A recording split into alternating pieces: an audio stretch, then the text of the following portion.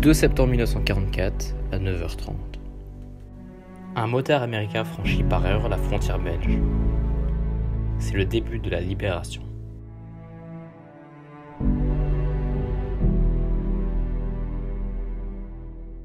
Les Allemands sont repoussés le 17 septembre 1944, la Belgique est libérée.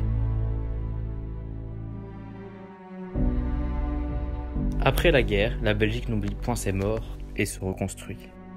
Les gens s'enrichissent et recommencent à faire des enfants, beaucoup d'enfants. Et les écoles ayant survécu à la dernière guerre ne suffisent plus. Il fut décidé dans les années 1958 de construire de nouvelles écoles. Il fallait le faire vite, très vite. Les préfabriqués ont donc été la solution à ce problème. Mais que sont-ils aujourd'hui et pourquoi les écoles ferment-elles de plus en plus? C'est ce que nous allons découvrir dans cet épisode de Patrimoine en péril.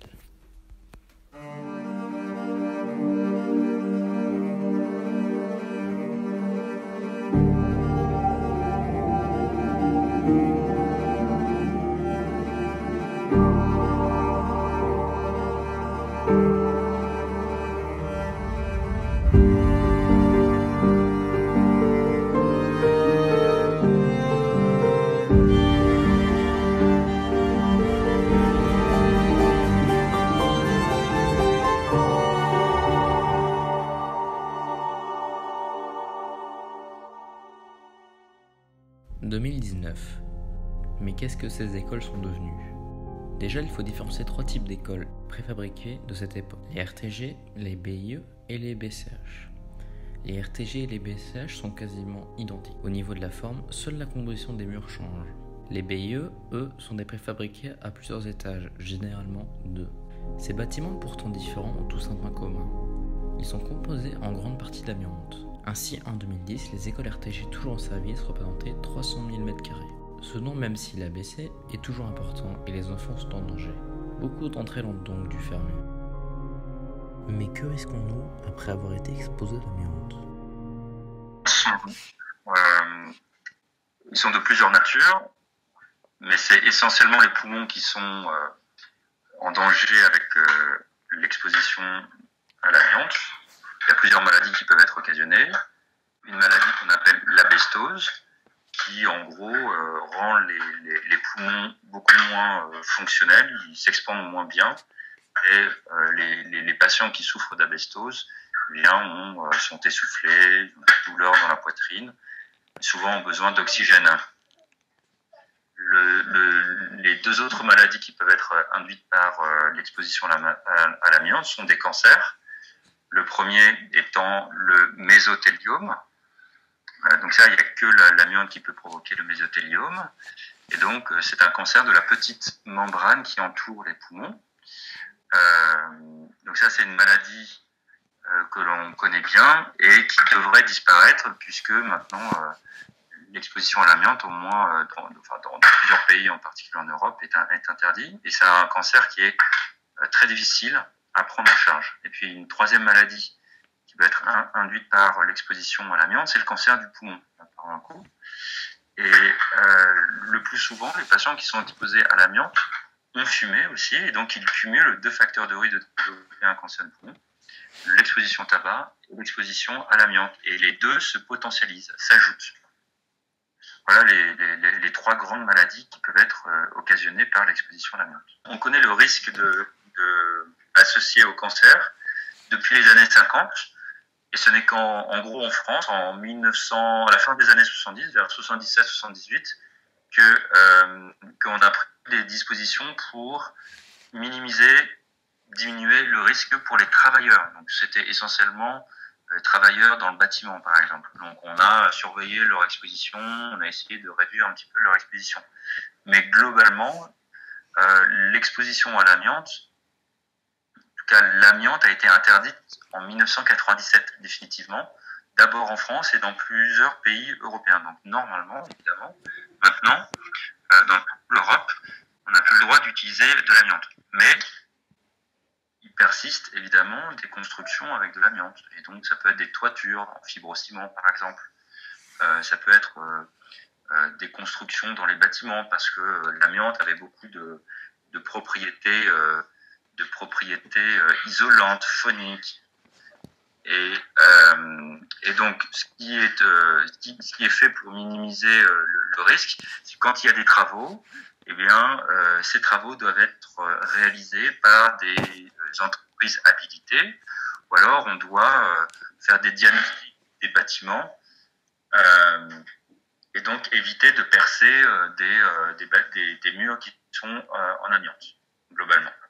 Alors, ce qui fait que le risque, il est quand même maintenant assez minime. Et par exemple, pour les enfants qui seraient dans des écoles où il existe une toiture ou des parties de la construction en amiante, normalement, le risque est extrêmement faible, sauf si il y a des fuites ou s'il y a si les fibres peuvent être volatiles, hein, c'est-à-dire que le bâtiment n'est pas bien entretenu. Voilà. Mais sinon, si le bâtiment est toujours bien entretenu, normalement le risque il est très très faible. Donc tout ça c'est très très bien réglementé et encore une fois, dès qu'il y a des travaux qui impliquent un endroit où il y a de l'amiante, normalement c'est encore une fois une entreprise habilitée qui protège tout le secteur, qui évacue toutes les personnes qui pourraient y être habituellement. Donc le risque actuellement, normalement, il est extrêmement faible. Cependant, en fait, il faut globalement, entre le moment où tu es exposé à l'amiante et où tu peux déclarer par exemple un mésothéliome, eh ben, il s'est passé entre 20 et 30 ans. Donc tous ceux qui déclarent un mésothéliome actuellement, ce sont des patients qui ont été exposés aux fibres d'amiante dans les années 70-80. Donc on va encore avoir des patients qui vont déclarer des mésothéliomes, encore pendant pas mal d'années. Ok. Donc je sais pas si toi tu le sais, les RTG c'est des préfabriqués belges, ou que c'est c'est les écoles de l'époque, donc dans les années 60-70, pour répondre au baby boom. Ils étaient quasi entièrement faits d'amiante. Tous les murs isolants, les plaques de bois, enfin, etc. Il y avait de l'amiante partout, absolument. Donc, tu as dit qu'il n'y avait plus de risque. Mais donc en 2010, il restait quand même 300 000 mètres carrés de RTG. Il restait quand même 300 000 mètres carrés de RTG en Belgique. Donc, enfin, non, dans la communauté française. Donc, c'est une partie de la Wallonie. Enfin, c'est la Wallonie et Bruxelles. Et donc ces RTG-là c'est des préfabriqués, ce qui fait qu'ils ne sont pas très solides. Souvent il y a des fuites, etc. Donc il y a un réel danger quand même.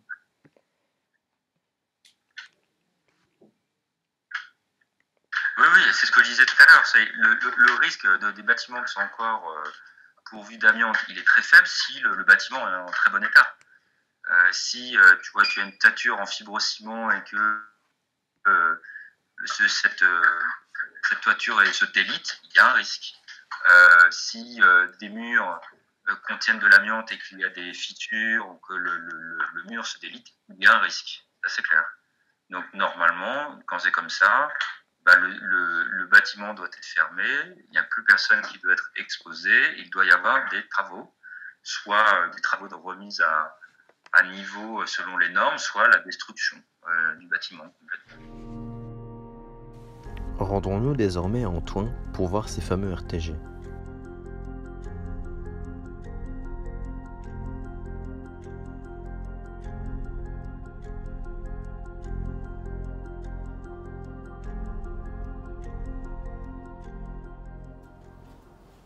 Donc nous sommes à Antoine, dans l'ITC Chaville. Une école fermée en 2015 est devenue proie aux casseurs et aux voleurs.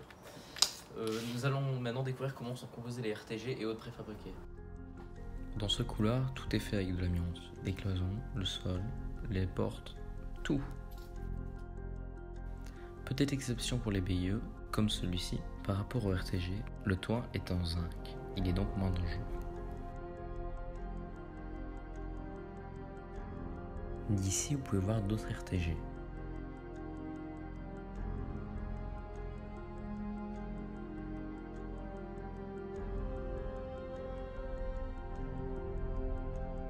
Bien sûr, toutes les écoles ne sont pas abandonnées à cause de l'amiante.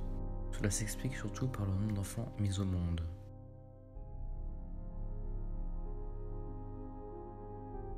Les femmes mettaient au monde en 1950 4,7 enfants. C'est bien sûr une moyenne, ils ne vont pas faire 0,7 enfants. De nos jours, donc en 2019, elles font 2,3 enfants en moyenne. Les écoles ont donc moins d'élèves et certaines ferment.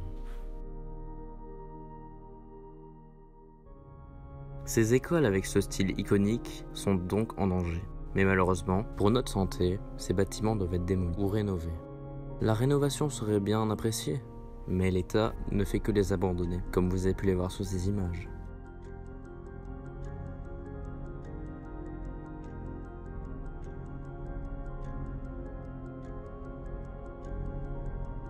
J'espère que le reportage vous aura plu, et je vous dis à la prochaine pour de nouvelles vidéos.